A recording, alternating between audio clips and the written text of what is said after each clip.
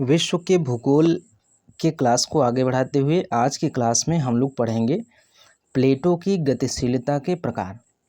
प्लेटों की गतिशीलता के प्रकार में सबसे पहला प्रकार जो हम लोग पढ़ने जा रहे हैं वो है अभिसारी प्लेट गति।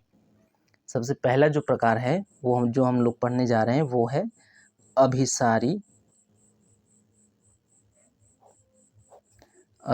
प्लेट गति।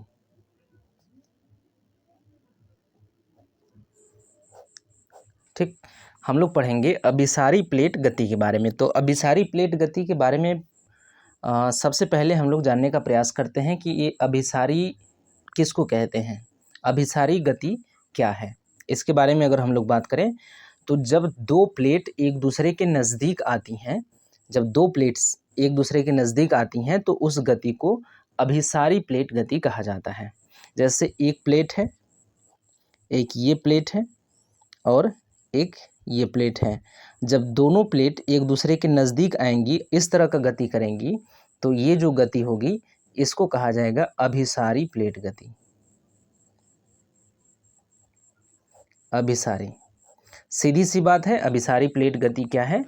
जब दो प्लेट एक दूसरे के नज़दीक आएंगी तो वो अभिसारी प्लेट गति होता है, या कन्वर्जेंट प्लेट मूवमेंट इसको इंग्लिश में कहा जाता है।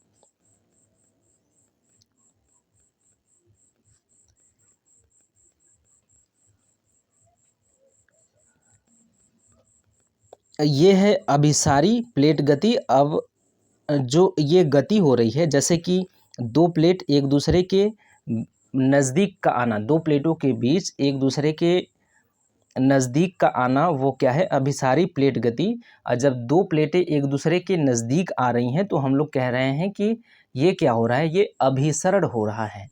जब दो प्लेट एक दूसरे के नज़दीक आ रहे हैं तो हम लोग उसको कह सकते हैं कि ये क्या हो रहा है?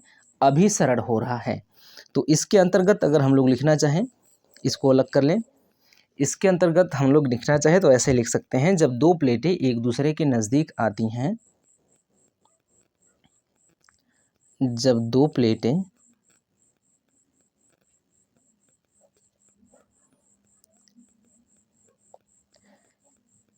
एक दूसरे के नज़दीक आते हैं,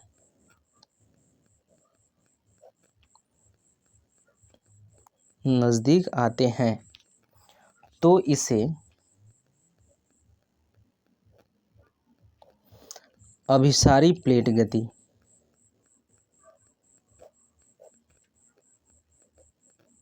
अभिसारी प्लेट गति कहा जाता है, कहा जाता है। जब दो प्लेटें एक दूसरे के नज़दीक आती हैं तो उसे अभिसारी प्लेट गति कहा जाता है। आगे बात करें तो जब दो प्लेट एक दूसरे के नज़दीक आए तो हम कहेंगे कि ये अभिसरण हो रहा है। तो दो प्लेटों के बीच जब दो प्लेटें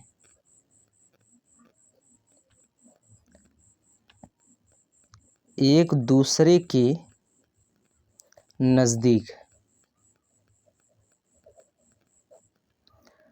आए तो हम कह सकते हैं कि अभिसरण हो रहा है, अभिसरण हो रहा है। तो ये जो प्रक्रिया है, जो प्रक्रिया हो रही है एक दूसरे के नज़दीक आना, इस प्रक्रिया को अभिसरण कहा जा रहा है। अभिसरण के अंतर्गत दो प्लेटें एक दूसरे के नज़दीक आती हैं तो इस गति को अभिसारी प्लेट गति कहा जाता है। ठीक,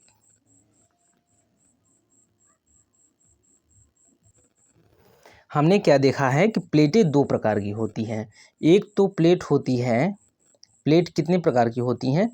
वो संरचना के आधार पर प्लेट दो प्रकार की होती हैं, हम लोगों ने देखा था। एक तो होता है महाद्वीपीय प्लेट,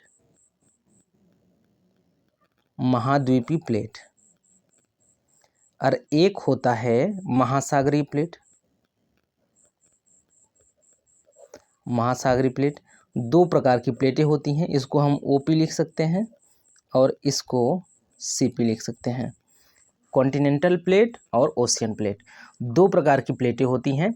और दो प्रकार की प्लेटों में जो अभिसरण गति होगा, जो अभिसारी गति होगा, वो क्या होगा, वो तीन प्रकार की संभावनाएं व्यक्त हो सकता है। जैसे कि कॉन्टिनेंटल प्लेट के साथ टकरा सकता है, या कॉन्टिनेंटल प्लेट ओशियन प्लेट के साथ टकरा सकता है, या ओशियन प्लेट खुद ओशियन प्लेट के साथ टकरा सकता है। तो तीन प्रकार की संभावनाएं हो सकती हैं।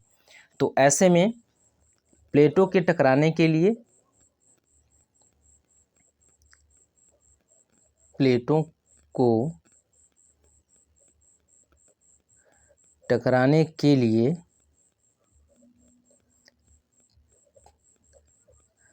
तीन संभावनाएं होती हैं। तीन संभावनाएं कौन कौन सी होती हैं? एक तो हो सकता है कि क्या हो जाए, कॉन्टिनेंटल प्लेट व कॉन्टिनेंटल प्लेट में टक्कर हो सकता है। एक तो ये है, कॉन्टिनेंटल प्लेट और कॉन्टिनेंटल प्लेट में टक्कर हो सकता है। एक तो हो सकता है ओशियन प्लेट और ओशियन प्लेट में, ओशियन प्लेट व ओशियन प्लेट में टक्कर हो सकता है। इसके बाद जो हो सकता है वो ओशियन प्लेट और कॉन्टिनेंटल प्लेट के बीच, ओशियन प्लेट व कॉन्टिनेंटल प्लेट के बीच ये हो सकता है कि विपरीत प्लेटें हों, दो विपरीत प्रकार की प्लेट हो सकती हैं, ठीक। और ये दोनों समान प्लेटें हैं, यहाँ पे भी दोनों समान प्लेटें हैं, यहाँ पे कॉन्टिनेंटल प्लेट है, ये कॉन्टिनेंटल प्लेट, ओशियन प्लेट व ओशियन प्लेट, और यहाँ पे ओशियन प्लेट और कॉन्टिनेंटल प्लेट, इस प्रकार से टक्कर हो सकती है। इसमें क्या होगा कि एक तरफ से जो प्लेट आएगी वो भी कॉन्टिनेंटल होगी और ये भी कॉन्टिनेंटल होगी, सीपी ये भी होगा, सीपी ये भी होगा। इसमें क्या होगा, दो प्रकार की प्लेट होंगी, दो प्लेटें होंगी, दोनों एक दूसरे के नज़दीक आएंगी, और इसमें एक हो सकता है ओपी और दूसरा भी हो सकता है ओपी, इस प्रकार का टक्कर हो सकता है। यहाँ पे भी सभी जो होंगे वो सभी अभिसरण गति की ही बात हो रही है। यहाँ पे तीन प्रकार का हो सकता है, ये वाला जो है वो ये ओपी हो सकता है, और ये सीपी हो सकता है, या फिर ये सीपी हो सकता है और ये ओपी हो सकता है। तो इस प्रकार से तीन प्रकार की संभावनाएं व्यक्त की जा सकती हैं प्लेटों के टक्कर होने में, या प्लेटों के अभिसरण गति के अंतर्गत तीन प्रकार की संभावनाएं व्यक्त की जा सकती हैं। तो सबसे पहले हम लोग बात करेंगे ओशियन प्लेट और कॉन्टिनेंटल प्लेट के बीच में जो टक्कर होगी उसके बारे में बात करेंगे। तो इसके बारे में सबसे पहले हम लोग बात करते हैं महासागरी और महाद्वीपीय प्लेट अभिसरण।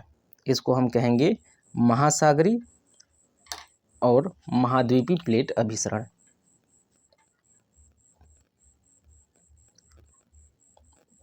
महासागरीय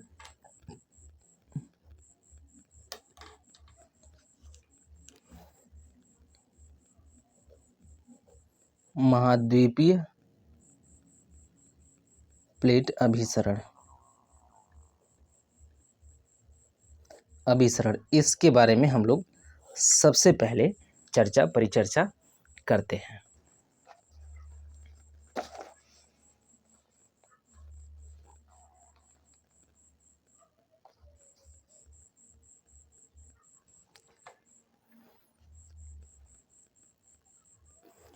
हम लोग अब बात कर रहे हैं ओशियन प्लेट और कॉन्टिनेंटल प्लेट के टकराने के लिए। ये मान लेते हैं कि एक ओशियन है और एक कॉन्टिनेंटल प्लेट है, ये ओपी है, ये सीपी है। तो क्या होगा कि जब दो प्लेट एक दूसरे से टकराएंगे तो टकराने के पश्चात ऊर्जा विमुक्त होगा। दोनों प्लेटों जैसे ओपी व सीपी के टकराने के पश्चात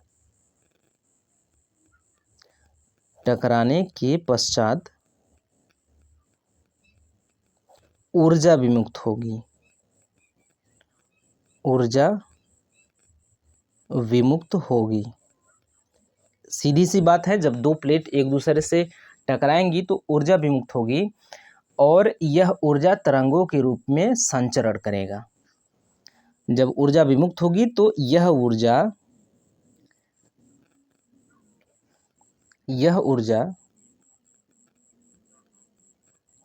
तरंगों के रूप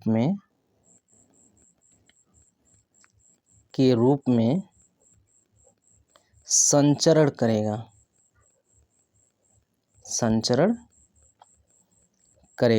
इसका परिणाम क्या होगा?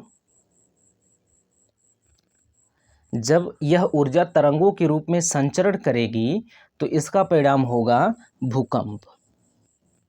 ठीक, भूकंप। तो एक तो परिणाम ये होगा, जब ओशियन प्लेट और कॉन्टिनेंटल प्लेट एक दूसरे से टकराएंगी तो ऊर्जा विमुक्त होगा और ऊर्जा विमुक्त होने की वजह से ये ऊर्जा क्या होगा कि तरंगों के रूप में संचरण करेगी। पृथ्वी के आंतरिक भागों में जब तरंगों के रूप में ये संचरण करेगी और ऊर्जा जब संचरण करेगा तो क्या होगा? इससे भूकंप की उत्पत्ति होगी।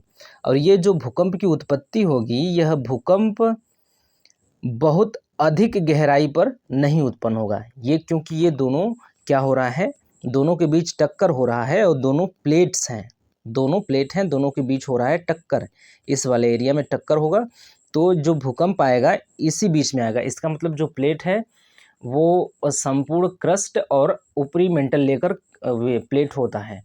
तो जब उद्गम क्षेत्र होगा भूकंप का, वो यही ऊपरी मेंटल या संपूर्ण क्रस्ट के आसपास ही होगा। तो यह जो भूकंप होगा यह बहुत अधिक गहराई के अंदर उत्पन्न होने वाला भूकंप नहीं होगा, जिसे हम लोग छिछले उद्गम केंद्र का भूकंप कहते हैं। तो इस भूकंप का उद्गम केंद्र की गहराई बहुत अधिक नहीं होगी। इस भूकंप का उद्गम केंद्र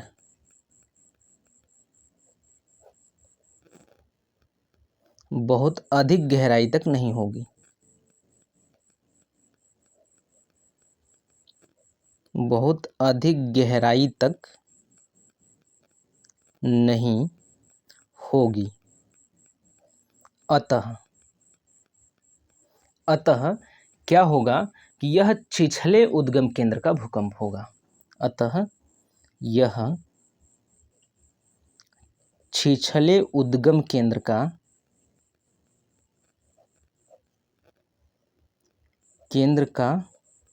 भूकंप होगा। तो जो अभिसरण प्लेट गति है, जब ओशियन प्लेट और कॉन्टिनेंटल प्लेट के बीच में जो टक्कर होगा तो उससे क्या हो सकता है? ये भूकंप की उत्पत्ति हो सकती है और ये जो भूकंप होगा ये छिछले उद्गम केंद्र का भूकंप हो सकता है। इतनी बातें होगी इसके बारे में। उसके बाद अगर बात करें तो इसके बीच अभिसरण से इसके बीच उपस्थित जो अवसाद हैं वो अवसादों पे संपीडनात्मक बल लगेगा। जब दोनों जैसे यहाँ पे क्या है, अवसाद जमा है और दोनों तरफ से दो प्लेटें आ रही हैं, इनके बीच में जो ये अवसाद जमा हुआ है, ये जो अवसाद है इस पे संपीडनात्मक बल लगेगा। संपीडनात्मक बल लगेगा मतलब दोनों तरफ से क्या होगा, इस पे दबाव होगा। इधर से भी फोर्स आएगा और इधर से भी आएगा ये प्लेट और इसको दबा देगा। इससे क्या होगा कि बीच का अवसाद इस तरह से फोल्ड हो जाएगा, इस तरह से फोल्ड टाइप का हो जाएगा। तो इससे क्या होगा कि वलित पर्वतों का निर्माण होता है। तो जब दो प्लेटें एक दूसरे के नज़दीक आएंगी तो इसके बीच उपस्थित अवसाद में फोल्ड होगा, इसके बीच उपस्थित अवसादों में वलन पड़ेगा और ये वलन क्या होगा, वलन होगा और इन अवसादों का उत्थान होगा। उत्थान और वलन के परिणाम स्वरूप क्या होगा कि वलित पर्वतों का निर्माण होगा। ठीक, तो दो इनके बीच अभिसरण से इनके बीच अभिसरण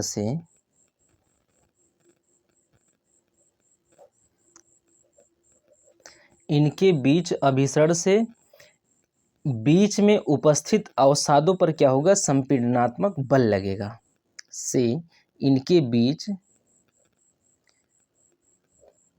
इनके बीच उपस्थित अवसादों पर संपीडनात्मक बल लगेगा। दोनों तरफ से क्या होगा कि इस पे दबाव पड़ेगा। जब इस पे दबाव पड़ेगा तो ये इसमें क्या होगा, फोल्ड होगा।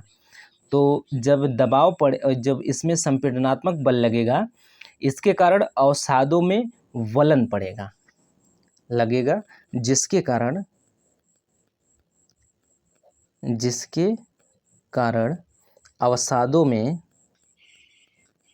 अवसादों का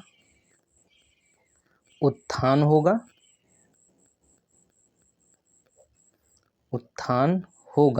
और उनमें वलन पड़ेगा। क्या होगा, उनमें वलन पड़ेगा। ये दो चीज़ें होंगी, वो अवसाद ऊपर की ओर उठेंगे प्लस उनमें वलन पड़ेगा। इसका परिणाम ये होगा कि यहाँ पे वलित पर्वतों का निर्माण होगा।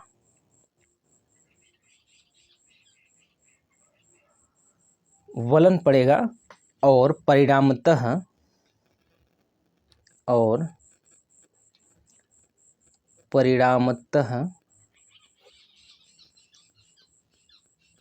वलित पर्वतों का निर्माण होगा।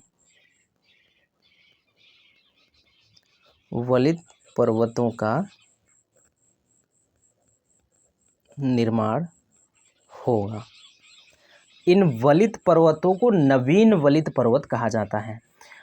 ये जो घटनाएं हैं, ऐसी घटनाएं तृतीय युग में घटी थी और उसके बाद से ऐसी घटनाएं आज तक घटी ही नहीं हैं। तो जो लास्ट बार घटना घटी है उसको हम नवीन घटना कह सकते हैं। लास्ट बार जो घटना घटी है वो चाहे कितने भी पहले घटी हो, लास्ट बार, इससे पिछली बार जो घटी है उसके बाद अभी तक घटी ही नहीं है, तो वो जो घटना होगी वो नवीन घटना होगी। तो तृतीय युग में ऐसी घटनाएं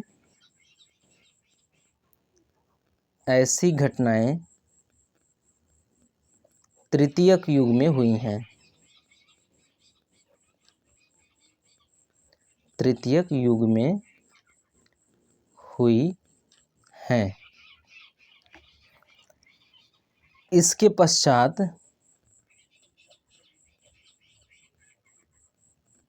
ऐसी घटनाएं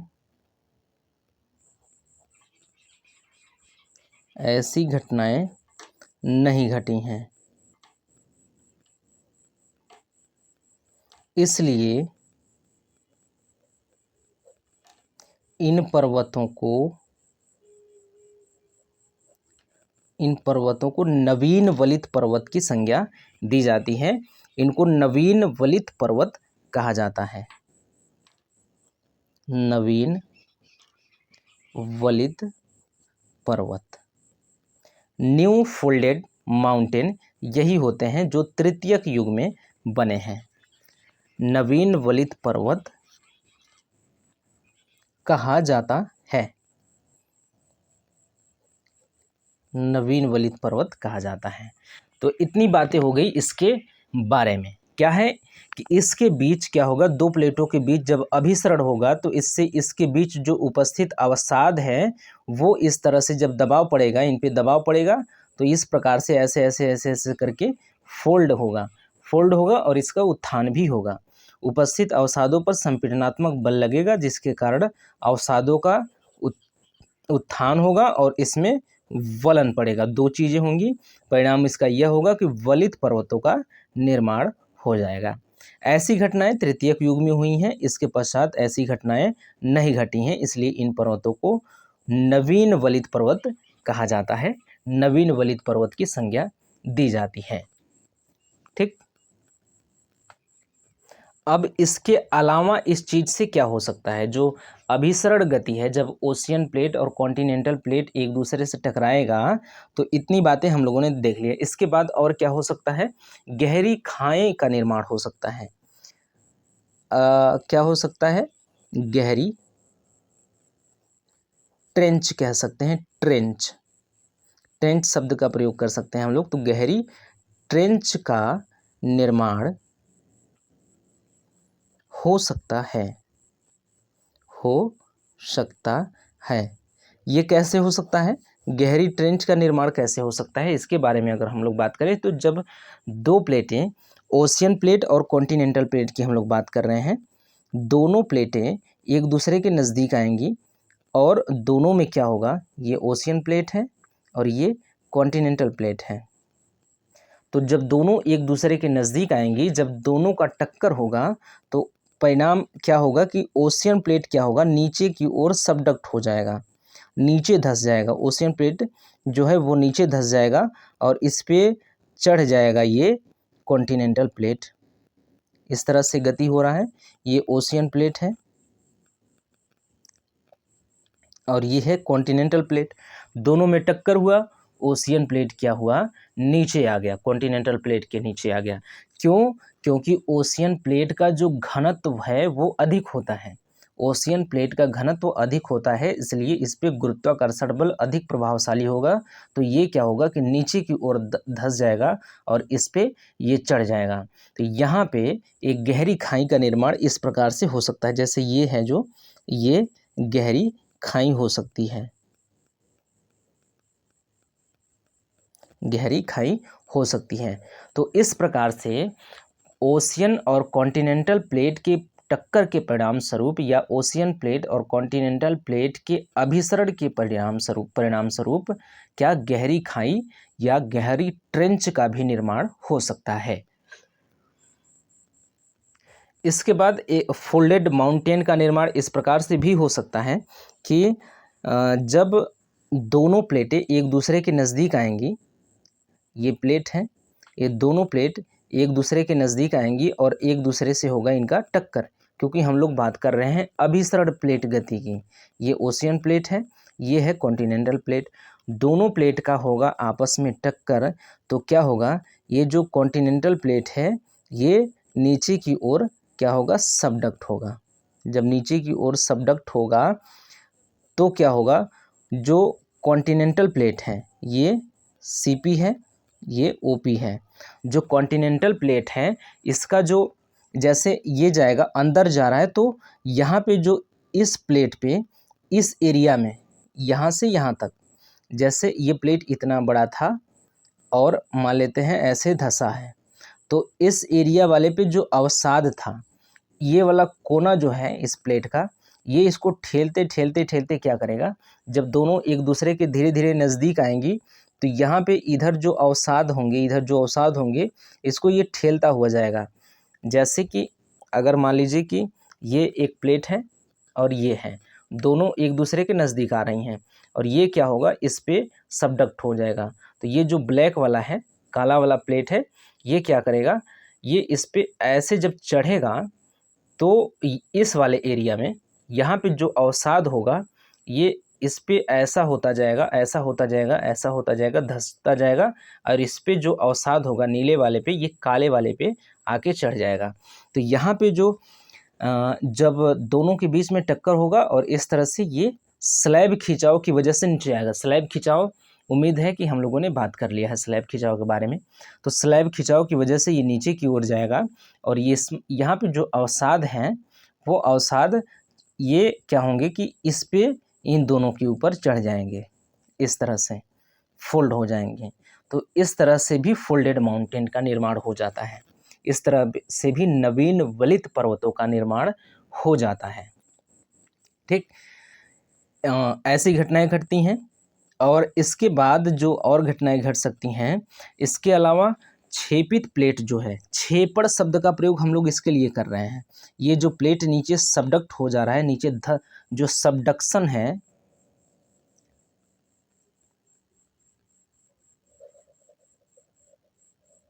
जो सबडक्शन शब्द है, इसके लिए इन हिंदी शब्द जो आता है वो होता है छेपड़। छेपड़, तो छेपड़ का मतलब हम लोग इसी बात से ले रहे हैं कि ये क्या हो जा रहा है, धंस जा रहा है। सीधी सी बात, छेपड़ का मतलब जो कि धंस जाना, शब्द भूगोल की भाषा में अच्छा नहीं लग रहा है, जो छेपड़ शब्द प्रयोग होता है इसके लिए वो छेपड़ ही होता है, लेकिन उसका अर्थ ही होता है नीचे धंस जाना, नीचे दब जाना या नीचे खिंच जाना। जो इसका अर्थ निकल के आएगा, जो इसका वो अगर आप व्याख्या करेंगे तो इसका जो अर्थ निकल के आएगा यही आएगा, लेकिन शब्द जो हम लोग प्रयोग करेंगे ये छेपड़ शब्द का प्रयोग करेंगे, क्योंकि भूगोल में इस शब्द का ही प्रयोग होता है। तो ये जो छेपित प्लेट है, जो छेपित प्लेट है, इस पे जो अवसादें होंगी वो अवसादें इस तरह से क्या होंगी, ऊपर जम जाएंगी और वलित पर्वतों का निर्माण हो जाएगा। तो इस प्रकार से वलित पर्वतों का निर्माण होता है। दो प्लेटें, एक ओशियन प्लेट है, एक कॉन्टिनेंटल प्लेट है, दोनों प्लेटों के अभिसरण से इस प्रकार की घटनाएं हो रही हैं। आगे बात करें तो जो छेपित प्लेट है वो अधिक गहराई तक चला जाएगा और इसका गलनांक, इसका क्या होगा, गलन होगा। ठीक, अब देखेंगे आप तो जो प्लेट है, जो क्या हो रहा है, जैसे ये ओशियन प्लेट है, ये नीचे की ओर सबडक्ट हो रहा है और इसके ऊपर ये वाला प्लेट क्या है, दब रहा है, ये वाला प्लेट चढ़ गया है इसके ऊपर ऐसे। अब क्या होगा कि ये जो प्लेट है ये पृथ्वी के और आंतरिक भागों में आ गया है। ठीक, ये क्या है, पृथ्वी के बीचों बीच भागों में और आ गया, क्योंकि पृथ्वी के आंतरिक भागों में गहराई बढ़ने के साथ साथ तापमान में भी वृद्धि होती है। गहराई अगर बढ़ रही है तो टेम्परेचर भी बढ़ेगा। तो गहराई बढ़ने के साथ साथ तापमान में वृद्धि मापी जाती है। तो यहाँ पे गहराई बढ़ गई और इसकी गहराई बढ़ गई, और इसका मतलब ये वाला जो एरिया है, इसका ये वाला एरिया और अधिक तापमान वाले क्षेत्र में चला गया है। जब और अधिक तापमान वाले क्षेत्र में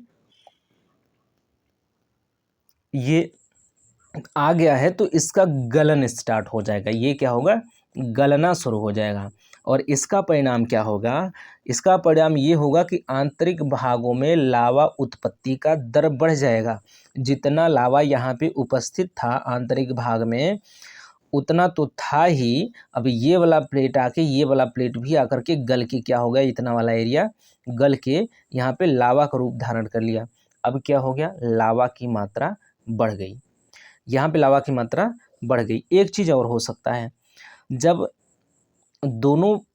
ओशियन प्लेट पर उपस्थित जल छनकर नीचे की ओर जाएगा, जो ये वाला प्लेट है, चूंकि ये ओशियन प्लेट है, हम लोगों ने बात किया ये ओशियन प्लेट है, ये कॉन्टिनेंटल प्लेट है। अब ओशियन प्लेट क्योंकि समुद्रिक प्लेट है, महासागरीय प्लेट है, तो इसमें जल ही भरा होगा, तो ये जल जो है रिस के नीचे जाएगा। ये देख लेंगे आप यहाँ पे,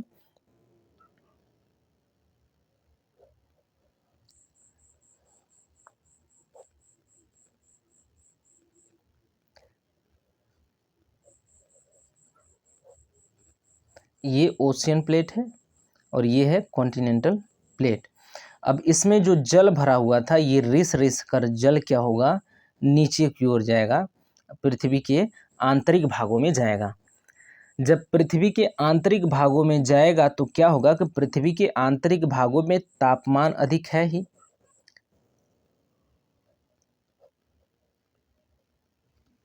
तापमान क्या है वहाँ पे, तापमान अधिक है, तापमान अधिक है, वहाँ पे जल पहुँच गया। जल पहुँचने की वजह से क्या हुआ, ये जल बन गया जलवाष्प, ये जल क्या बन गया, जलवाष्प। तो अब देखिए, एक तो परिणाम ये है कि यहाँ लावा की मात्रा बढ़ गई है, लावा की मात्रा बढ़ गई है, यहाँ पे जलवाष्प की मात्रा बढ़ गई है। जैसा कि हम जानते हैं जलवाष्प में गुप्त ऊष्मा होती है, क्या होती है, जलवाष्प में गुप्त ऊर्जा होती है। जलवाष्प के पास बड़ी मात्रा में, बहुत बड़ी मात्रा में गुप्त ऊष्मा होती है, गुप्त ऊर्जा होती है। तो इन दोनों परिस्थितियों के परिणाम क्या होगा, इससे होगा क्या, इन दोनों परिस्थितियों के परिणाम स्वरूप पृथ्वी के आंतरिक भाग में लावा की मात्रा और ऊर्जा की मात्रा बढ़ जाएगी। यहाँ से हम लोगों ने देखा लावा की मात्रा बढ़ गई, यहाँ पर हम लोगों ने देखा कि ऊर्जा की मात्रा बढ़ गई। ऊर्जा और लावा की मात्रा बढ़ जाने की वजह से तेजी से यह लावा ऊपर की ओर आएगा और ज्वालामुखीयता की घटना घटेगी। इन दोनों का परिणाम क्या होगा, इन दोनों का परिणाम ज्वालामुखीयता, ज्वालामुखीयता होगी। इससे क्या होगा, ज्वालामुखीयता की घटना घटेगी। ठीक। कालांतर में यह सतह पर लावा के शीतलीकरण और जमाव के परिणाम स्वरूप ये लावा शंकु, ज्वालामुखी शंकु या पर्वत का निर्माण होगा। ठीक।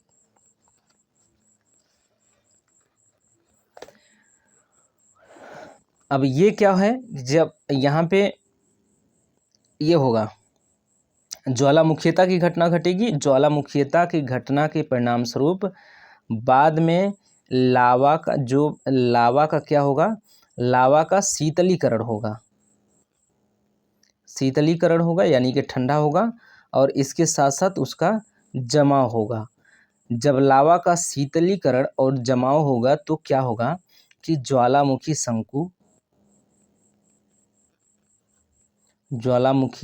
शंकु या ज्वालामुखी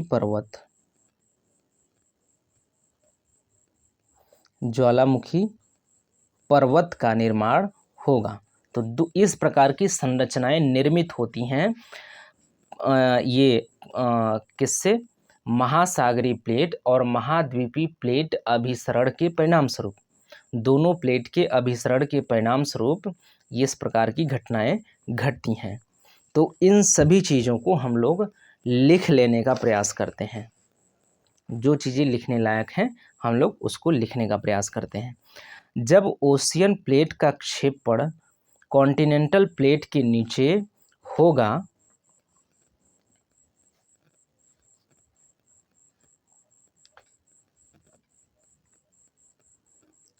जब ओशियन प्लेट का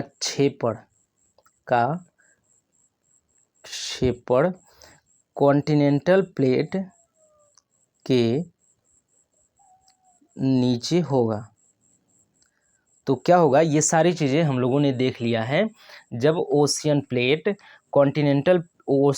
का क्षेपण कॉन्टिनेंटल प्लेट के नीचे होगा तो स्लैब खिंचाव से ओशियन प्लेट नीचे की ओर जाएगा होगा, तो स्लैब खिंचाव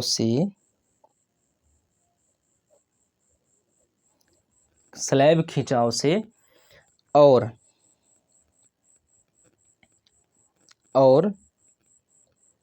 ओशियन प्लेट का घनत्व अधिक होने की वजह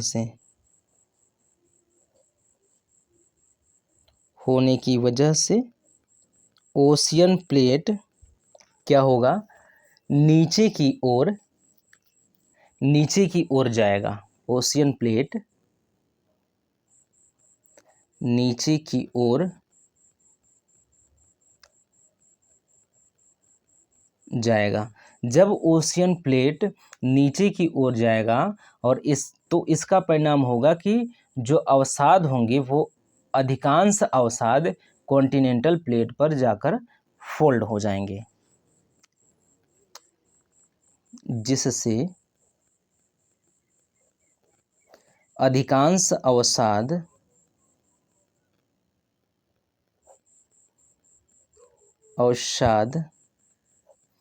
कॉन्टिनेंटल प्लेट पर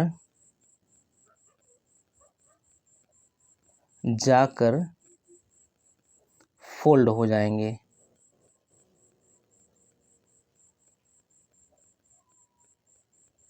एक तो ये हो गया। इसका अगर हम लोग इसी में अगर डायग्राम बनाना चाहें तो इस प्रकार से आप बना सकते हैं। दोनों प्लेटें एक दूसरे के नज़दीक आ रही हैं। यह है ओशियन प्लेट, यह है कॉन्टिनेंटल प्लेट, और यहाँ से क्या होगा, जो अवसाद होगा ये अधिक कॉन्टिनेंटल प्लेट पे इस तरह से फोल्ड हो जाएगा। ठीक, अवसादों का जमाव इस प्रकार से हो जाएगा।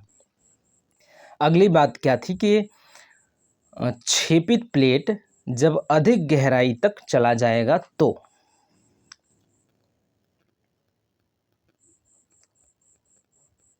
क्षेपित प्लेट जब अधिक गहराई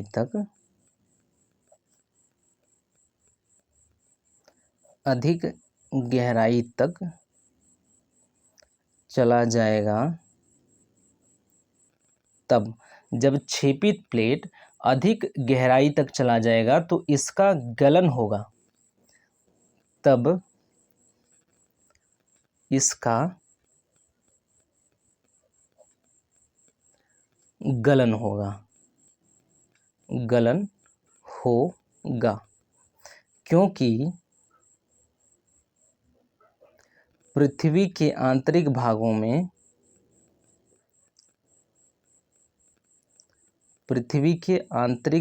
में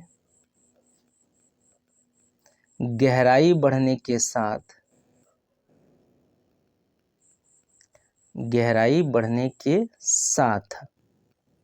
तापमान में भी वृद्धि होती है।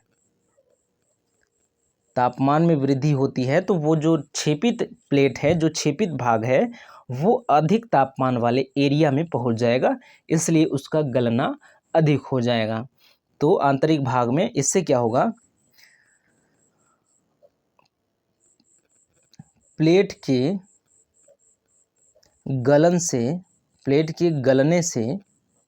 गलने से आंतरिक भागों में अमाउंट ऑफ मैग्मा, आंतरिक भागों में मैग्मा उत्पत्ति का दर बढ़ जाएगा। मैग्मा उत्पत्ति, क्योंकि पहले से ही तो वहाँ पे मैग्मा पहले से उपस्थित है, लेकिन और जो है वो छेपित प्लेट वहाँ पे पहुँच गया और इसका गलन शुरू हो गया। तो आंतरिक भागों में मैग्मा उत्पत्ति का दर बढ़ जाएगा।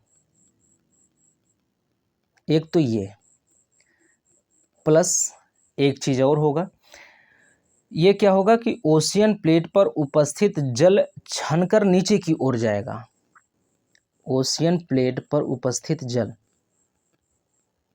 हमने अभी बात किया है, इस चीज़ को समझ लिया है। ओशियन प्लेट पर उपस्थित जल छनकर नीचे की ओर जाएगा, छनकर नीचे की ओर जाएगा, और आंतरिक भागों में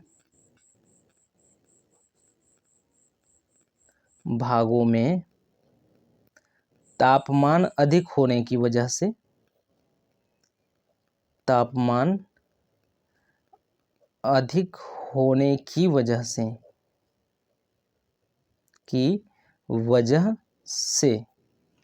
वहाँ पर जल की उपस्थिति से जलवाष्प की मात्रा बढ़ जाएगी।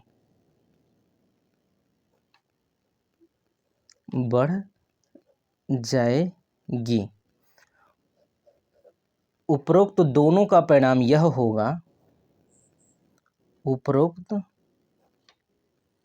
दोनों के परिणाम स्वरूप आंतरिक भागों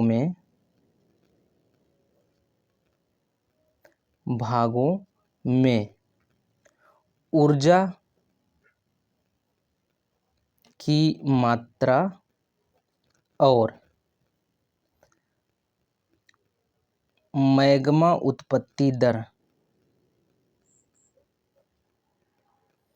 बढ़ जाएगा, जिससे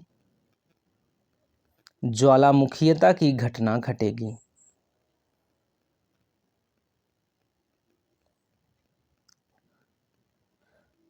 ज्वालामुखीयता की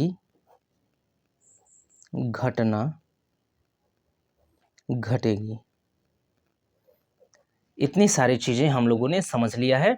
इस प्रकार से ज्वालामुखीयता की घटना घटेगी, क्योंकि जो क्षेपित प्लेट है अधिक गहराई तक चला जाएगा और इसका गलन शुरू होगा। पृथ्वी के आंतरिक भागों में एक तो पहले से ही मैग्मा है, और पृथ्वी के आंतरिक भागों में गहराई बढ़ने के साथ साथ तापमान में वृद्धि होती है।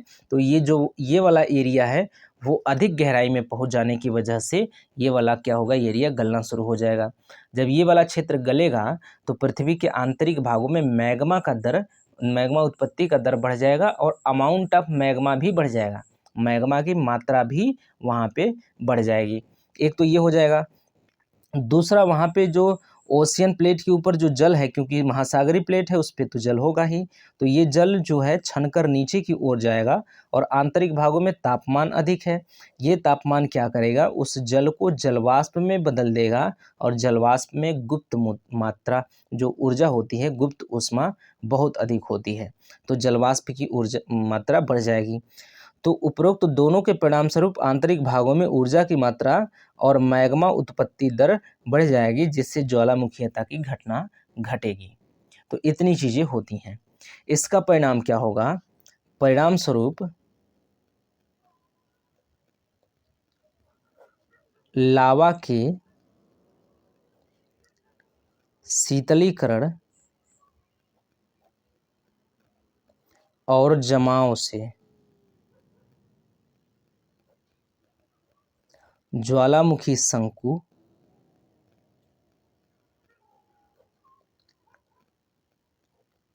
या ज्वालामुखी पर्वत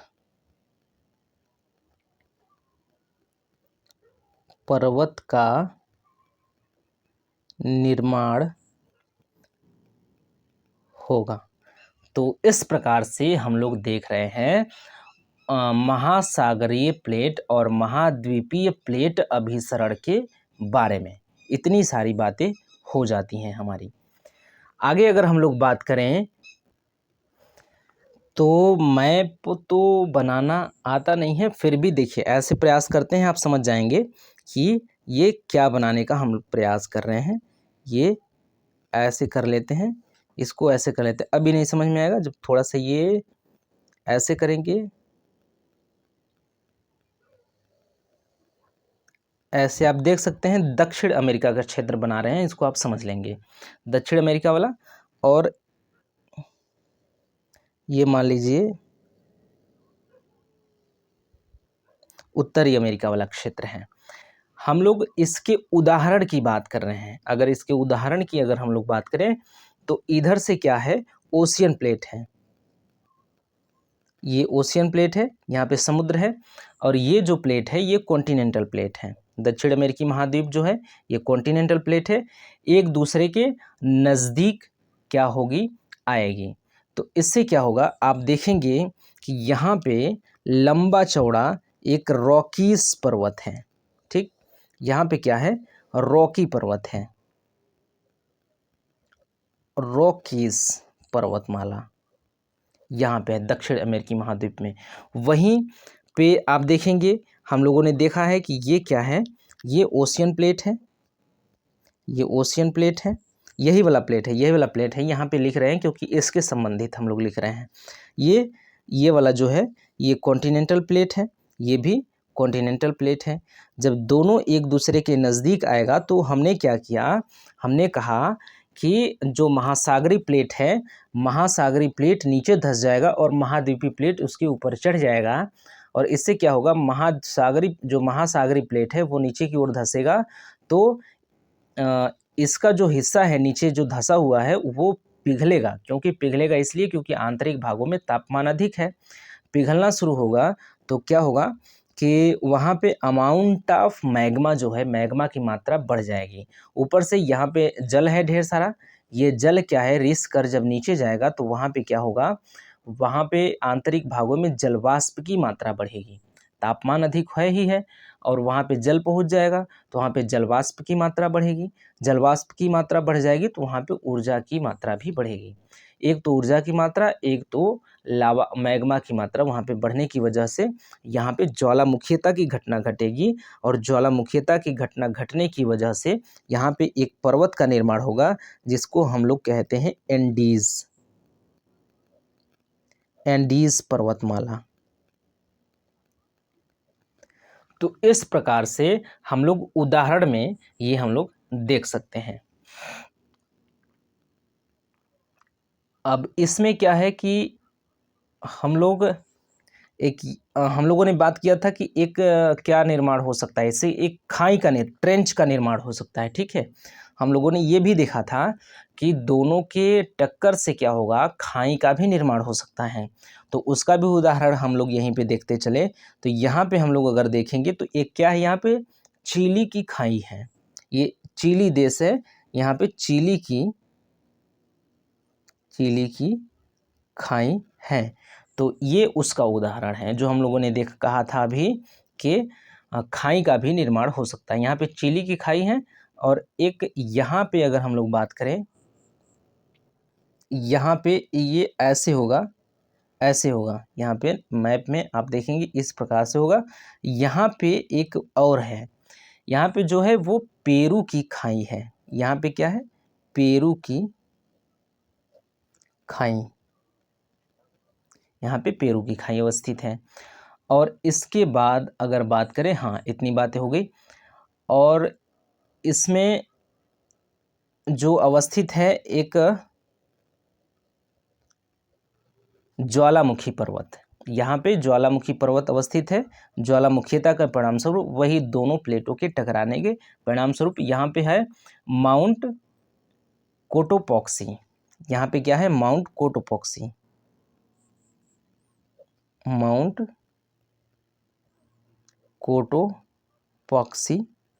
यहाँ पे अवस्थित है।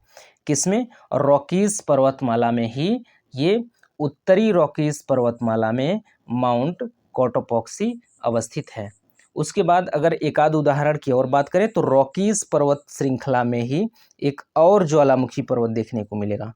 हम लोग किसकी बात कर रहे हैं, हम लोग ज्वालामुखी पर्वत की। माउंट कोटोपॉक्सी जो है वो ज्वालामुखी पर्वत है, और ये भी जो माउंट ओजोस डेल सलाडो पर्वत है वो भी क्या है, वो ज्वालामुखी पर्वत है। तो माउंट ओजोस डेल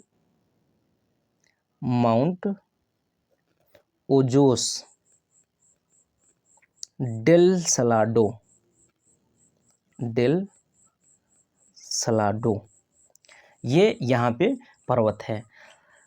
ठीक, तो हमने यहाँ पे उदाहरण भी देख लिया। अब हमारा जो अगला महत्वपूर्ण बिंदु है, या अगला जो है, हम लोग देखेंगे महाद्वीपी और महाद्वीपी प्लेट के बारे में बात करेंगे। ठीक, किसके बारे में, महाद्वीपी और महाद्वीपी प्लेट के बारे में हम लोग बात करने जा रहे हैं। ठीक, तो महाद्वीपी और महाद्वीपी प्लेट की बात करेंगे हम लोग इसके अगले वाले वीडियो में दोनों प्लेट, जो महाद्वीपी और महाद्वीपी प्लेट है, महासागरी प्लेट है, दोनों की चर्चा हो जाएगी हमारी, हम लोग अगले वीडियो में कर लेंगे। तो मिलते हैं अगले वीडियो में, तब तक के लिए धन्यवाद।